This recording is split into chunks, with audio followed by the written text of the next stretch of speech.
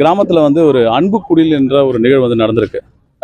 ரொம்ப நாள் ஆசைன்னு வச்சுங்களேன். எங்களோட மாற்றத்திற்கு அறக்கட்டளையுடைய பெருநாள் கனவு இந்த அன்பு குடில்.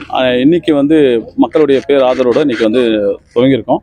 இந்த அன்பு குடிலுடைய முதல் அத்தியாயம் என்னென்னா, இங்கே வந்து ஒரு புத்தக குடியில் இருக்குது, உணவு குடியில் இருக்குது, அதுக்கப்புறம் வந்து உடை குடியில் இருக்குது, அதுக்கப்புறம் நாப்கின்கான உடைய உணர்வுபூர்வமான குடியில் இருக்குது.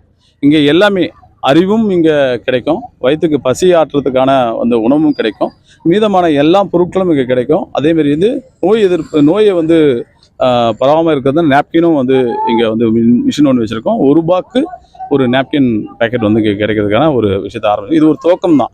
மருத்துவ அறக்கட்டளை இன்னைக்கு இந்த துவங்குற விஷயம் இது ஒரு யூனிக்காக சொல்லணும்னா, இந்த நாளும் இருக்கிற தமிழகத்திலேயே முதல் குடில் முதல் அமைப்பு இந்த இடத்துல தான் இருக்குது.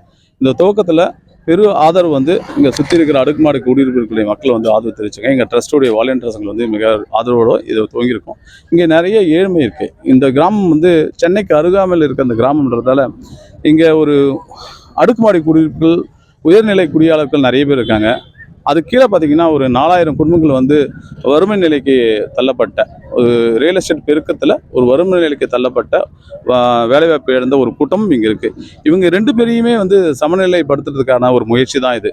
ஒரு ஏற்றத்தாழ்வு இருக்குது, ஒரு விரோத உணர்வுகள் இருக்குது, தொடர்ந்து நடைபெற்றிருக்கு. அது எல்லாத்தையுமே வந்து சரி செய்யறதுக்கான ஒரு நிகழ்வு தான் இன்றைக்கி ஆரம்பிச்சிருக்கோம். இங்கே நிறைய பேரோட வந்து தேவையற்ற பொருட்கள் நிறைய இருக்காங்க. அது உடையாக இருக்கலாம், புத்தகமாக இருக்கலாம், உணவாக இருக்கலாம், எல்லாமே வந்து தேவையற்ற ஒரு கூட்டத்தாண்ட இருக்குது. தேவைப்படுற கூட்டம் மிகப்பெரிய கூட்டம் இங்கே இருக்குது. அந்த 2 தேவைக்கு அதிகமாக இருக்கிற ஒரு விஷயத்த, வீணார ஒரு விஷயத்த தேவைப்படுற ஒரு மக்கள்கிட்ட எடுத்துக்கிறதுக்காக தான் இன்றைக்கி அன்பு குடில் வந்து உருவாக்கியிருக்கோம்.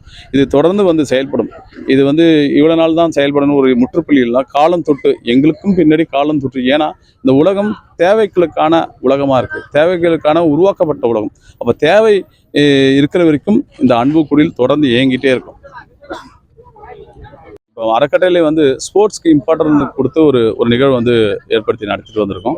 இதை தொடர்ந்து அன்பு குடில் வந்து ஆரம்பிச்சிருக்கேன். இங்கே வந்தவங்க எல்லாம் சஜஷன் கொடுத்தாங்க. மருத்துவம் வந்து கண்டிப்பாக இன்னைக்கு நோய் எதிர்க்கிற ஒரு மருந்து வந்து விலை உயர்ந்த நிலையில் இருக்குது. அந்த தொடர்பையும் அதையும் இந்த இருக்கிறவங்க வந்து இல்லாதவங்களுக்கு வந்து அந்த அந்த வாங்கி கொடுக்குற தொடர்பும் அடுத்த நிகழ்வாக வந்து இருக்குது. இந்த அன்பு குடியிலே வந்து இந்த ஆடைகளை வந்து அந்த ரேக்கை மட்டும் வச்சுட்டு போகாமல், இல்லை இந்த புத்தகம் மட்டும் வந்து இந்த ரேக்கில் வச்சுட்டு போகாமல், இங்கே 1 லட்சம் புத்தகங்களை வச்சு ஒரு லைப்ரரி ஆரம்பிக்க போகிறோம். அந்த லைப்ரரியுடைய முக்கிய நோக்கம் என்னென்னா, இங்கே சுற்றி வந்து கல்வி நிறுவனங்கள் இருக்குங்க, நிறைய இருக்குது கல்வி நிறுவனங்கள். அந்த நிறுவனங்களில் படிக்கிற பிள்ளைங்களுடைய புத்தகம் வந்து வீட்டுக்குள்ள வந்து சேகரிக்கப்பட்டு ஒரு எதுக்கும் பயன்படாத அருவி ஒரு மூலையிலும் முடுக்கில் ஒரு அப்படியே அந்த அருவி கிடக்கு.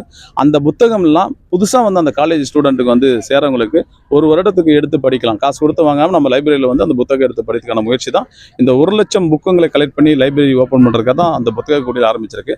அந்த ஆடை குடியில் வந்து இங்கே மிக விரைவில் ஒரு கடை திறக்க போகிறோம். அதாவது எப்படி ஒரு துணி கடையோ, ஒரு புது துணி கடை எப்படி இருக்குமோ, ஏசிலாம் போட்டு எப்படி இருக்குமோ ஒரு பில்லோட, அதேமாரி பழைய இந்த துணிகளை வந்து ஒரு பெரிய கடைகள் ஒரு 15க்கு 20க்கான ஒரு கடையை ஓப்பன் பண்ணி அதில் வரவங்களுக்கு ஒரு ஆதார் கார்டுக்கு ஒரு மாதத்துக்கு 3 ஆடை எடுத்துக்கலாம். பில் போட்டு 0 பில் போட்டும் கொடுப்பாங்க. ஏன்னா அவங்களுக்கு அந்த உணர்வு இருக்கும், நான் இலவசமாக வந்து எடுத்துன்னு போகிறேன்னு அந்த கூச்ச உணர்வுகளை தவிர்க்கிறதுக்காக அந்த பில் போடுற ஒரு சிஸ்டமாக வரப்போகுது, 0 பில் சிஸ்டம் வரப்போகுது.